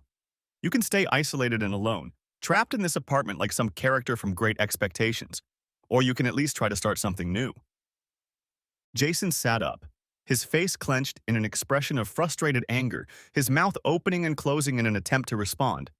But there were no words, and then, as if exhausted by his own emotions, he collapsed back onto the couch. "Damn it, Brian, I don't even know how to start. I can't even figure out what to do." Brian smirked, pulling a folded piece of paper out of his pocket. "Well, Jace, Brian might have an answer for you." He unfolded the paper and placed it on Jason's knee. Jason took the paper suspiciously and studied it, his eyes frowning as he read. "Brian, it's just a list of girls. A list of girls who would like to go out with you, names and numbers, all the information. All you have to do is call. I've done it before, but it didn't work out. Well, it's time to do better. I don't think I can." "That's what I thought you were going to say." Brian pulled out his cell phone and flipped through several screens. "Here, I've been ordered to read this to you if you resist, so listen." Brian pressed a button on his cell phone and John Bright's voice rang out in the room. "Jason, no one knows better than me that you're in a worse situation than the latrine at Woodstock with all this marriage crap, and I understand why you've become disillusioned with life in general and women in particular. I do. But honestly, son, it's time to grab life by the balls and start living again. I've seen you do some amazing things, and now I'm asking, or maybe insisting, that you do another amazing thing. I want you to put all this crap behind you and start having fun." Smiling Brian has a list of girls he assures me are top-notch. I'm not sure if Brian has more than 3 working brain cells, but I will say this. He seems to know a thing or two about women. So in this case and this case only, I want you to do what he says. You don't need to get involved in anything serious. Play the field, have fun, put your past in the past. You have too much ahead of you to live in a self-imposed prison. Jason sat on the couch with his arms folded across his chest and rocked slowly back and forth, staring dumbly at the list he had placed in front of him on the coffee table. "So?" Brian asked after a few moments of awkward silence. "What?" Jason turned to Brian, his eyes blinking as if he had just woken up from the bright light shining in his face. Brian let out an intermittent sigh. "You're going to pick yourself up, ask one of these girls out, and try to start a life." Jason started to nod his head. Yeah, he interrupted him abruptly. Or are you just going to continue this slow social suicide like this? Brian waited with his hands folded on his hips, and Jason watched with a strangely amused expression as Brian's aggressive, defiant stance was replaced by incredulous surprise. Wait, what did you say? You said that you were going to ask some of these girls out. Is that what you said? Yeah, that's exactly what I said. Jason's voice grew sharply stronger and more convincing. My father is right. You're right. I have to live my life. I have to move forward. Brian's entire torso rocked back and forth in a nodding motion, and he opened his arms in a welcoming gesture, his eyebrows rising in a surprised look. All right then, he said. With no rational way to decide who to start with, Jason started at the top of the list. The first woman was the roommate of one of the girls Brian had dated.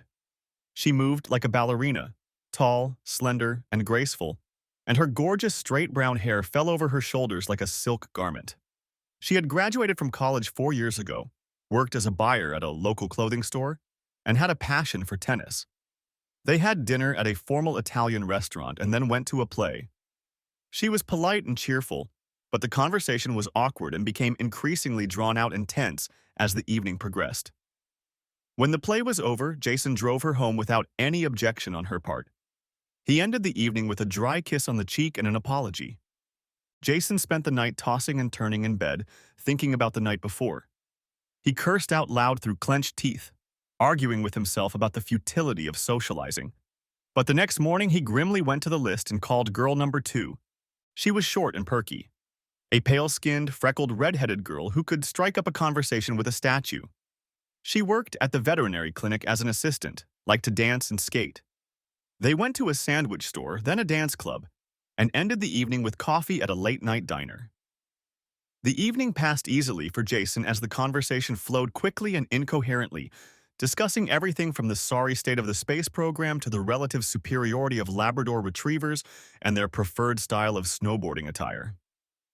They seemed to talk about everything and everyone except their personal romantic stories, and Jason later realized that this was almost certainly a direct instruction from Brian. Over the next 2 months, he asked her out 4 more times. A night at the ballet, a night at the movies, another night of dancing, and then a picnic in the park. He loved being with her, and she enjoyed his company. But she was an energetic girl with a busy schedule, and there was no real spark between them. So he slowly let the relationship fade, calling and texting her but not asking her out again. Girl Hash 3 was a free spirit. She weighed a few pounds, had light brown hair gathered in a ponytail, laughing brown eyes, and tanned skin. She worked as a research assistant in the physics department at Northwestern University, but on weekends and weekday evenings she partied hard. She loved motorcycles, loud music, and smoking pot. Jason invited her to a rock concert. After the date was over, she invited him inside, and after some hesitation, he accepted. The apartment was filled with the sounds of the Grateful Dead and the thick, acrid, sweet smell of smoke.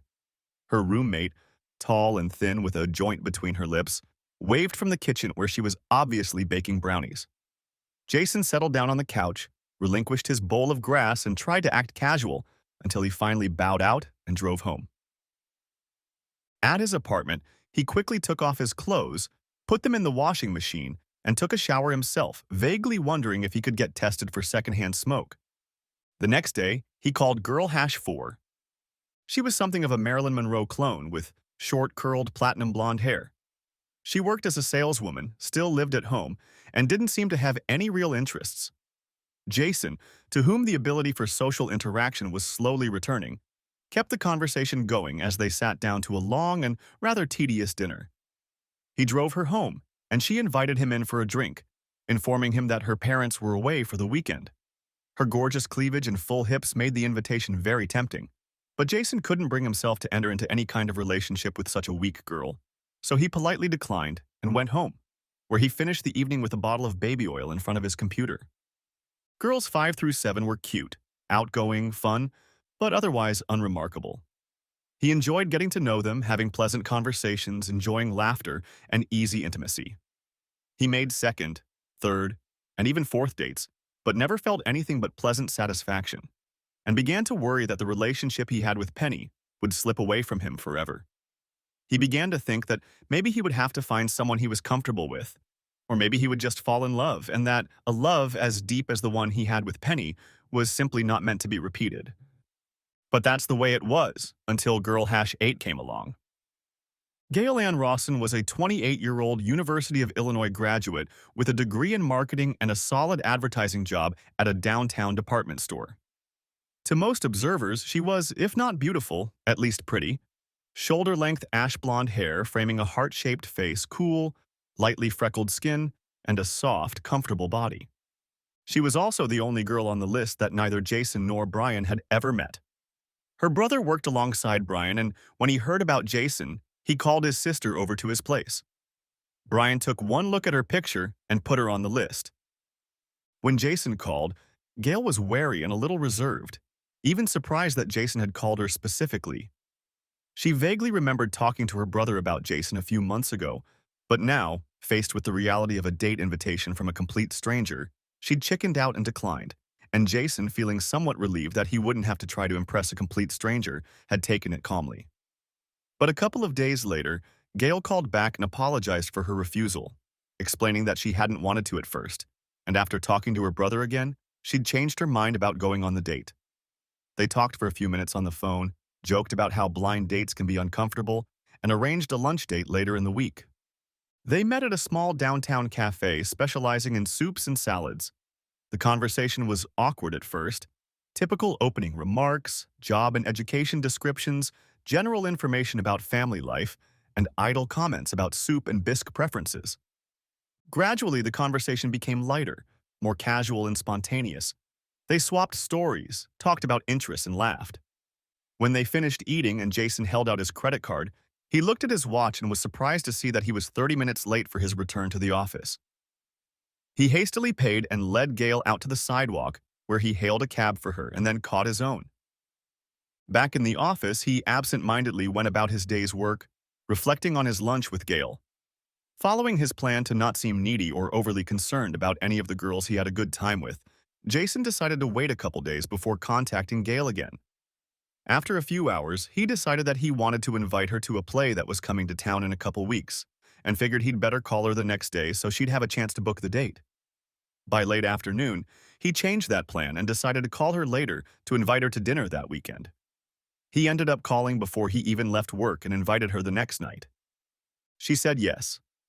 They had dinner at an upscale steakhouse, planning to go to a movie, but time slipped away from them as they chatted all through dinner and missed the start of the movie. They lingered at the table, devoured the shared dessert for over an hour, and continued to chat after paying the check until the waiter began to gently hint, and then more insistently suggested they move the conversation elsewhere if they were done eating since the restaurant could use that table. Gail was shocked, but Jason only laughed and, instead of ending the evening, suggested they move their date to a nearby bar. They continued to talk about everything in the world, from clothing preferences to favorite sports teams to travel dreams. They talked about the important things seriously and the humorous ones lightly and with interest, revealing any minor fact about themselves. One day, the conversation turned to the excessive lifestyles of the rich and famous. Jason reasoned that money and fame likely exacerbated the problems associated with poor lifestyle choices and listed a few famous people. When he mentioned Lindsay Lohan, Gail snorted and rolled her eyes in disgust. God, Lindsay Lohan, how much I hate her. She said it, almost spitting the words out. Jason raised his eyebrows and shook his head, puzzled. Why does she annoy you so much? I mean, I know she's out of control and beating herself up, but what makes her different? Gail took a deep breath, bit her lip, and looked up at the ceiling before returning her gaze to Jason. It's not that she's taking something. In fact, I don't care about that at all. It's just that she was in a Disney movie that I just hate, and for some reason I can't help but blame it on her personally. Wait, you hate her because she was in a movie you didn't like? Gail squinted her eyes and wrinkled her nose as the conversation took a decidedly unpleasant turn. No, it's, well, sort of. I mean, I really hated that movie. Jason tilted his head to the side, thinking about Gail for a moment. Seriously, you owe me a little explanation. How can a movie, and even a Disney movie, be so bad? Gail exhaled in a long, controlled sigh and leaned forward, resting her elbow on the table and resting her cheek in her palm. "You're going to make me talk about it, aren't you?" She smiled. "Yes," he replied with a half smile. "Yeah, I guess so." Gail took another deep breath and exhaled slowly before speaking again. "Okay. Well, the movie is a remake. The Parent Trap. The original starred Haley Mills in it. Do you know the story?" "Yeah, of course. I think I do. Twin girls find out they're sisters and try to get their mom and dad to get back together, right?" "Well, yeah. And the horrible, horrible things they did to the girl who was going to marry their dad." Jason raised his eyebrows and Gail leaned back in her chair, chewing her lip as if contemplating what to say next. She shifted awkwardly in her chair and smiled embarrassedly at Jason. "Right, babe?" Everyone liked that movie because everyone wanted the parents to get back together, and no one liked the girl, the platinum blonde he was engaged to, so everything they did with her was supposed to be really funny, but, but, but, here's the thing. I really, really relate to this girl. She just fell in love with a guy and tried to marry him, and these girls are playing all these horrible tricks on her to separate her from her father. I know the movie makes her look like a gold-digging bitch, but she's just... Wait, so why do you care? You really don't know, do you? A look of undisguised surprise appeared on Gail's face, and Jason realized he'd missed something important about her past. He shrugged, shook his head, and smiled, calmly answering her question.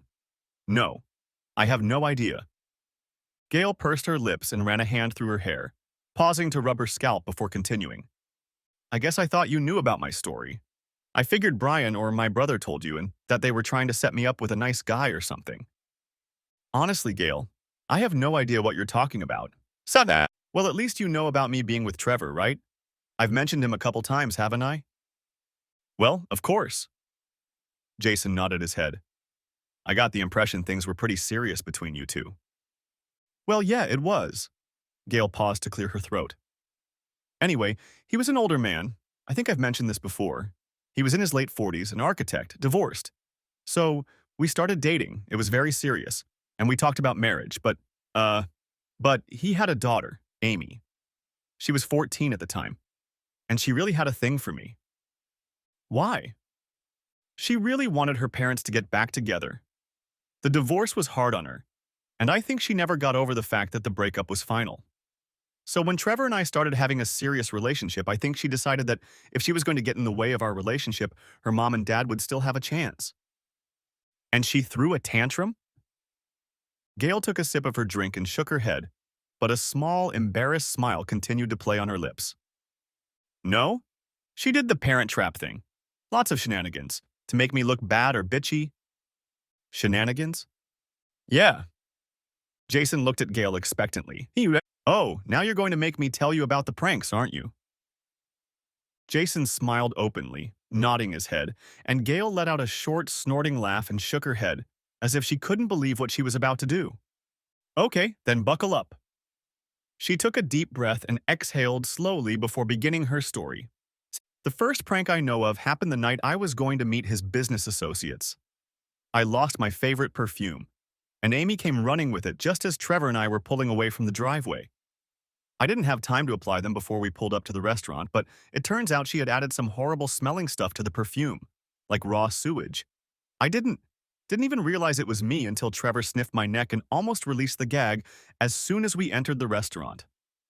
I wanted to go home and clean myself up, but it was too late, so I went to the restroom and cleaned myself up as best I could, but I still think I stank to high heaven. It was horrible. Every time someone came near me, they looked like they had just swallowed curdled milk." "Oh my God, that's awful," Jason said, barely suppressing a laugh. "Yeah, I just sympathize," she said with a sarcastic smile. "But that was just the beginning. Before our next date, she washed my underwear in the same shit and added some to my Sprinter. She also put a few garlic capsules in my vitamins, which resulted in horrible breath, as you can guess. I told Trevor what she did, but he remained silent. Honestly, I was beginning to wonder if he thought I just smelled bad." Jason leaned forward and defiantly inhaled deeply through his nose. "Well, I'm not picking up anything right now, but I'll take another sniff outside, see if the smells here mask it." "Funny." She faked a frown and a smile, then continued her story. "And another time she somehow got hold of fly pheromone and smeared it on me. before a picnic with our friends. Not a few minutes later, I was already swarming with little black bugs. You can imagine the impression I made as a fly lady. I was furious and asked Trevor to talk to Amy, but he just let it go. And that ruined our relationship? Almost, but not quite. It stressed me out, made me a little paranoid. And of course, it made it impossible to trust Amy or be her friend at all. All in all, it made things difficult. But the last straw was when we threw a big dinner party, inviting his mom, dad, and a few important clients. She'd managed to get some kind of sedative, like Ativan or something, and slipped it into my wine. By the time dinner was over, I was slurring my words and could barely keep my eyes open. By the end of dinner, I had completely passed out and was lying headfirst in my chicken. Somehow Amy managed to get the back of my dress wet, so it looked like I peed my pants when Trevor and another guy picked me up in their arms and dragged me into the bedroom. Are you kidding? Jason said incredulously. Not at all. It's the plain truth. We had a fight, and he told me how embarrassed he was by my behavior and only got more upset when I blamed Amy. I couldn't handle the lack of support, and he couldn't handle the conflict, and we broke up. Gail paused, then laughed. Straight out of Disney, huh? Maybe from sick, twisted Disney. Well, anyway, that's my sad story. She paused and tilted her head to the side, scrutinizing Jason with a curious smile. How about yours? She asked, softly. Jason leaned back in his chair. Well, he began, mine isn't Disney, but it looks like the movie. Probably more like Runaway Bride. Huh. Did she chicken out at the last minute? No. More like she got carried away by an old flame. Right before you were going to get married? No, right at the wedding. I was in a tuxedo, all ready to go out, humming the wedding march. Didn't think anything could go wrong. And she walked in her wedding dress and said it was over. Said she loved another guy and that we weren't getting married. God, that's awful. Yeah, it is. Jason's incredulous smile widened slightly. I've already told you about my dad. How he's a pretty rough man. Anyway, he almost caused a ruckus at church. Called her a bitch. Yelled at all the guests. It was chaos. And what did you do? What could I have done? I just walked away like some kind of zombie. He laughed briefly. I was a mess, to be honest. Just a mess. I think this is the first time I've laughed while telling this story, or even thinking about it. It seems so distant, like it happened to someone else. Well, time does that. Time, sure, it helps. But mostly I think the difference is you. They walked out of the bar, holding hands, walking silently down the sidewalk to the restaurant parking lot and to the car, Jason opening the door and helping Gail into the seat. He slid into the driver's seat and fiddled awkwardly with the seatbelt and ignition before turning nervously to Gail. I don't mean to be cavalier, but I had a really good time tonight and thought you might want to spend some more time together. There aren't many available right now, but we could go to my place. It's not that far from here. Gail turned away and stared out the window, saying nothing, while Jason's invitation pressed down on her like a huge, awkward weight. After a few moments, Jason broke the silence stiffly. Look, I'm sorry, I didn't mean to embarrass you. We haven't known each other that long, I know that. So again, I'm sorry, I didn't mean to… As he spoke, Gail turned to face Jason and looked him in the eyes with a direct, searching gaze. Yes, she said simply, abruptly interrupting his apology. Yes? Yes, we haven't known each other that long, and yes, I'd like to go back to your apartment. 15 minutes later, Jason stood in front of his apartment door, opening it wide for Gail and simply said, There she is, wishing he'd offered something more witty. She entered the apartment slowly and stopped in the hallway, letting Jason take her coat as he walked past her. Come on in and sit on the couch if you want. She took 2 small steps forward and hesitated, slowly turning her head, looking around the apartment, giving the impression of cautious uncertainty. Jason continued, The kitchen is right over there and I can get you something to drink if you'd like, and the bathroom is right down the hall if you'd like to use it. He gestured toward the bathroom, anxiously awaiting a response from Gail, who continued to stand motionless at the entrance to the living room, looking around the apartment, moving from the kitchen to the living room, from the living room to the hallway, and finally back to Jason, giving him the same tense look she'd cast at him in the car when she'd accepted his invitation. Jason, she said in a quiet but clear voice, just take me to the bedroom. Jason swallowed hard twice and took a deep breath before nodding his head. Sometime in the middle of the night, Jason woke up and realized that for the first time in years, he wasn't alone in his bed. Opening his eyes, Jason discerned Gail's smiling face in the dim light of the hallway lamp. Hi, she said simply. Hi to you too. Can't sleep? No, I woke up a little while ago and was just pondering. Pondering? Thinking about what? Pondering about what's the matter? I'm not sure I should say. A girl shouldn't always give away her plans. Plans? What plans? I'm going to make you mine. She said it as if she were stating an immutable fact, a truth that could not be resisted or denied. Jason froze in place, eyebrows raised in surprise, and Gail waited for his answer with an expression of joyful anticipation. You're off to a very good start, he finally said quietly, gazing intently into her face. And indeed, the good start had turned into a stormy affair, a courtship that had been nothing short of sensational. Everything from the places they went to eat, vacations, sex, and life itself seemed new and exciting. Their romance was so strong and intense that it extinguished all doubts and fears that could have hindered their relationship, and so they got engaged to plan a wedding as soon as possible. Like everything else in their relationship, the plans and events leading up to the wedding went flawlessly, without anxiety or resentment, and all of Jason's worries and nervousness retreated to a part of the mind that was reserved for the impossible. Everything seemed perfect, right up until the moment when Gail casually informed him that Trevor had contacted her and wanted to attend not only the wedding, but also some of the events leading up to it, and that she strongly encouraged him to come. Jason felt a lump stirring in his chest when she said that, but, trying to appear reasonable and confident, took the information as casually as possible, hoping that Gail was just trying to be polite, to be senior, and to allow an ex who wanted to be a friend to attend an important event. But within minutes of Trevor's appearance, it was clear to Jason that he considered himself more than just a friend to Gail, and he made little effort to hide his feelings. Right from the start, he began to push Gail out of the group for private conversations, intimate conversations during which he smiled endlessly and leaned over to exchange whispers with her, ignoring the rest of the group. And when he couldn't do that, he was always there touching her, putting a hand on her shoulder or back, nonchalantly hugging her and smirking at Jason as if she were still his girlfriend. But the worst part was that although Gail tried to push him away from time to time, she never asked him to leave or back off, never read him the law of disorder that would put an end to his borderline behavior. And now, less than 10 months after their first meeting, Jason found himself at the rehearsal for his second wedding to his second fiancée. And for the second time in his life, he experienced a sense of impending doom. Because now, at this dinner, things looked worse than he could have imagined. Across the table from him sat Trevor, a confident, handsome, tanned man with salt and pepper hair and a piercing smile who was engaged in conversation with half a dozen very interested ladies, a paragon of charm and tact, the center of attraction for every eye in the room, especially Gail, who seemed unable to take her eyes off him for more than a few moments at a time.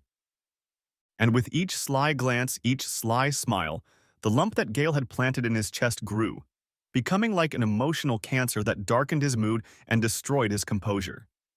He haphazardly moved food from plate to plate, barely engaging in conversation with the guests, who seemed more aware of his discomfort than Gail.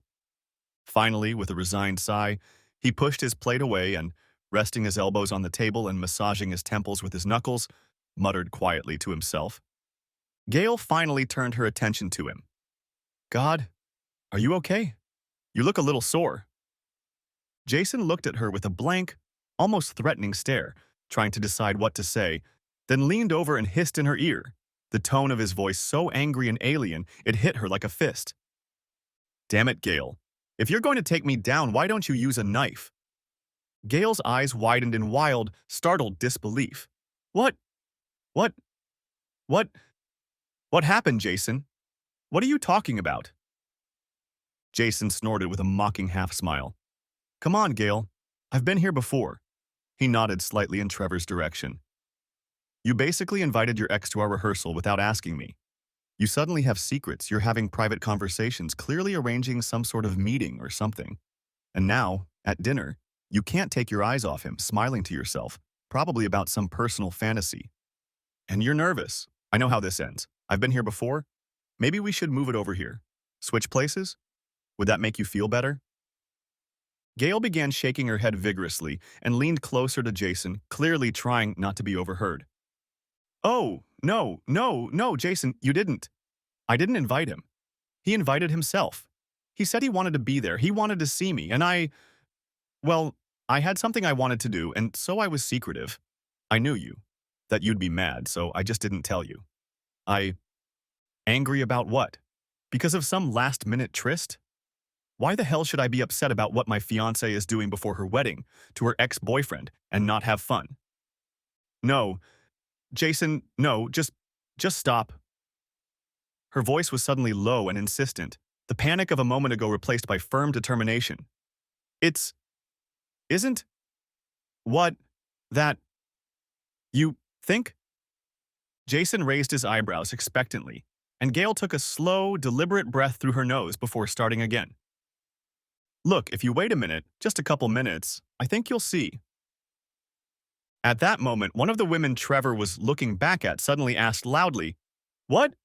What's that on your teeth? That's some kind of juice. Without trying to understand what the woman was talking about, Gail smiled broadly at Jason and raised her eyebrows. Or maybe you won't have to wait at all.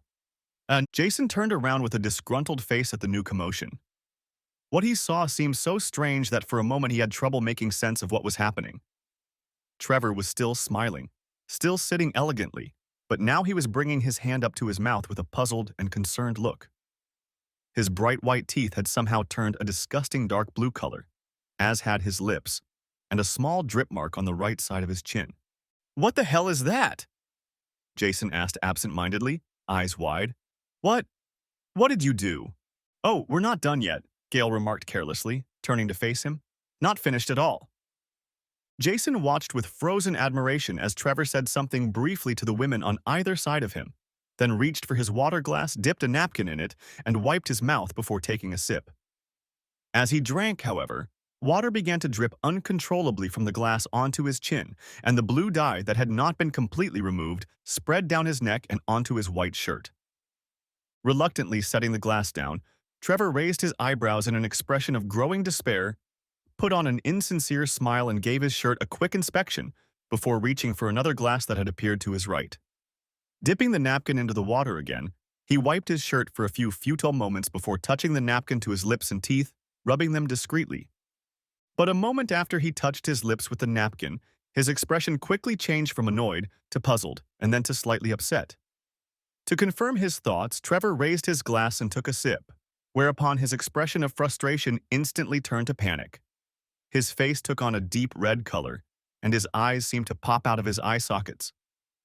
His appearance deteriorated further when he ran his hand recklessly over his scalp, inadvertently turning his perfectly oiled hair into an ill-formed mop of black spikes.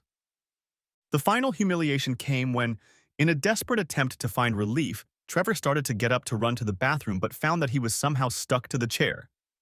Unable to free himself, he grabbed the nearest knife and began desperately sawing off the spot on his pants that was clearly glued to the seat, while the polite exclamations of his table mates grew more and more intense and turned to not quite polite laughter.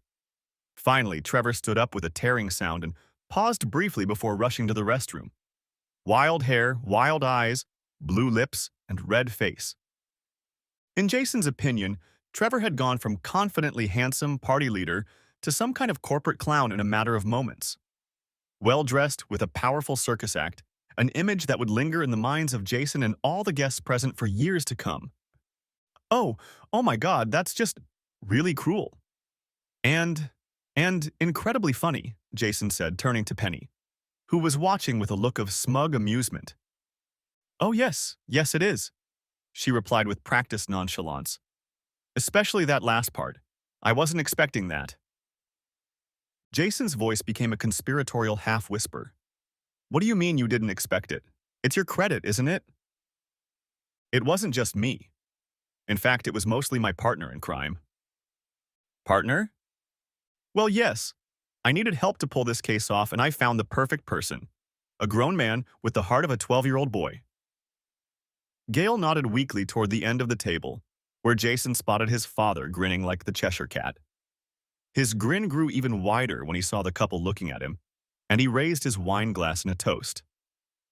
"Oh my God," Jason said, laughing. "What have I gotten myself into?" "I don't know," replied Gail, lowering her eyes and wrapping her arm around his. "What did you get yourself into?"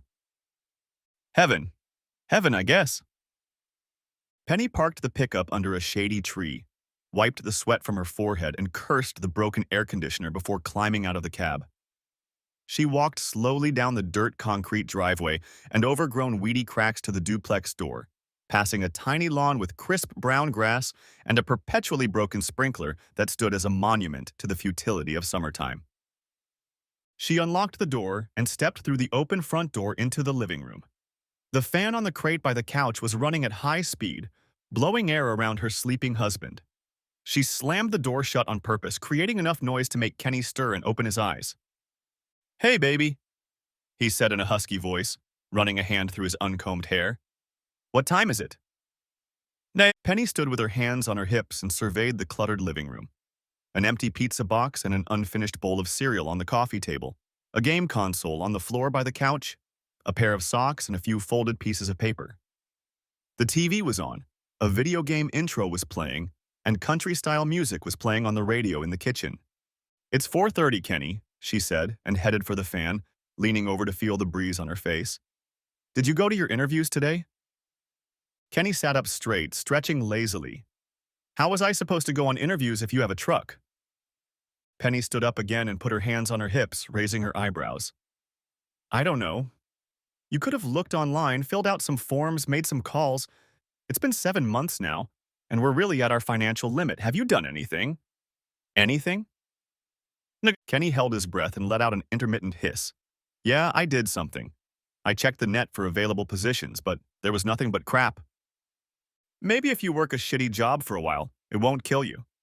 Oh, maybe if you don't be a nagging bitch, it won't kill you either." Penny's face darkened for a moment, and she covered her mouth with her hands, blinking her eyes rapidly. Kenny's facial expression softened, and he quickly stood up, walked over to Penny, put his arms around her, and whispered in her ear. "I'm sorry, Penny. I'm so sorry. I didn't mean to do that. It's just, I don't want to take some job that doesn't pay enough." He pulled away from her a little and looked into her eyes. "Just stick with me, baby. You know there's a new dealership opening up on the west side of town, and I'm eyeing a place there. We'll be fine. Just give me some time and space." Penny snorted and nodded. "Okay, Kenny, okay. I'm just stressed out. My accounting job doesn't pay a damn thing anymore, and we have no savings at all. We really need a second income." "I know, Pen, I know. And I'll get it soon. Don't worry, baby. Don't worry." They half smiled at each other, then walked to a small cubbyhole between the kitchen and living room, where there was a desk with a computer and some filing cabinets. She sat down at the table, hovered her mouse to turn on the computer, flipped through the papers, and pulled out a credit card to pay the bills. After a few minutes of punching in numbers, she set the papers aside and arched her back, yawned deeply, then returned to the computer to check the history. With a sense of frustration and satisfaction at the same time, she noted that the list of available jobs had one search result, mixed in with sports pages and YouTube videos. She glanced at her husband, who was pulling a slice of room-temperature pizza from a box on the coffee table. "Want some?" he asked, holding out a second, drooping slice. She shook her head. No thanks. I was planning on going out with the girls tonight, remember?" "Oh, yes, yeah." He nodded and chewed. "Hey, don't spend too much money," he added after he swallowed. "I won't." She gave Kenny a warm half-smile, and he gave her a toothy grin in return, before returning to the important task of devouring the pizza. She watched her husband for a minute and couldn't help but think he was a boy in a man's body, with his messy yellow hair, disheveled clothes, and enthusiasm for pizza. For a moment, she thought he was the same boy she had met in junior high school over 20 years ago. Without thinking, she reached for the wooden box on the shelf above the table and opened it, blindly pulling out a familiar opal pendant. Taking the pendant in her hands, she stared at her husband for a while, then leaned back in her chair, eyes closed, with a dreamy, wistful expression on her face. But the smile disappeared when she heard swearing and slowly opened one eye to see Kenny struggling with the video game controller on the television. Wrinkling her nose in mild disgust, she frowned for a moment, then bit her lip and looked at the box again. In a slow, hesitant, guilty movement, she brought her free hand to the box, carefully lifted a piece of felt-covered cardboard, and pulled out a beautiful gold ring with a shining diamond. She held the ring in the palm of her hand, contemplating something, and then slipped it on her finger, secretly admiring the way it sparkled under the overhead light. Glancing around the living room, she returned to the computer and with a long, sentimental sigh, began to run her fingers over the keyboard, quickly bringing up familiar images, pages and pages of material she'd collected and saved over nearly a decade. Images pulled from social media, company announcements, and news articles. Images of Jason, him surrounded by a group of businessmen in blue suits announcing a promotion, him and his beautiful wife splashing in the waves and lying on the beach on their honeymoon in Hawaii, a family photo in front of a beautiful home with his wife smiling Father John, and an adorable baby boy with a crooked smile. The perfect house, the perfect family, the perfect life. The sound of the phone ringing brought Penny out of her reverie, and she awkwardly picked up the receiver, immediately confronted by the endlessly cheerful voice of Betsy Palmer. "Hi, how's the birthday girl 2 days late? Are you ready for the bachelorette party?" Penny thought for a moment before answering, her voice hesitant and embarrassed. "Yeah, Betsy, I don't know. I've been thinking our budget is limited and—" "Oh, no you don't. It's your birthday present from all the girls. You're not paying anything, so no excuses, okay? We'll all be there. The whole gang. Except Teresa, of course." "Wait, Teresa can't come? Why?" Betsy's enthusiasm faded for a moment. I guess you haven't heard. She found a second job and can't come in today. Tim's back in rehab and she has to work part-time to make ends meet, so—" "Oh shit, I had no idea." Betsy flashed her eyes again. "Yeah, it sucks. But look, we'll deal with her some other time. We're having a blast tonight and you better not be late or we'll miss the start of the show." "The show?" "Yeah, remember we were talking about going to the movies and there's a new romantic comedy with Jennifer Lawrence going on. It's supposed to be really cute, but it starts at 7 o'clock, so we should have time to eat." There was a pause as Penny bit her lip in thought before answering in a reluctant and concerned tone. Is that all that's being played? Well, there's also a Tarantino Western, but that's pretty much the only option." Betsy highlighted the words Tarantino's Western with a long, sarcastic stroke, clearly expressing her disapproval. Penny snorted before replying, her voice remaining quiet and unsure.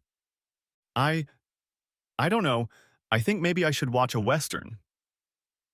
Betsy's voice became incredulous, and she let out a half-serious chuckle. "Really? You're kidding, aren't you? A shooter? I didn't know you liked Westerns." Penny pressed her lips together and looked at her husband, who sat cross-legged on the old rug, amidst the trash and junk he'd let pile up around him, completely absorbed in his video game, furiously manipulating the controller. And then she looked at the image on the computer screen again, Jason and his perfect little family standing happily in front of their gorgeous home. When she answered, there was a deep melancholy in her voice tinged with sentimentality and regret. "Betsy, it's not that. It's not that I like Westerns," Penny sighed. "It's that I really, really hate romantic comedies." Thanks for watching. I hope you enjoyed. Subscribe to my channel and watch for the next video.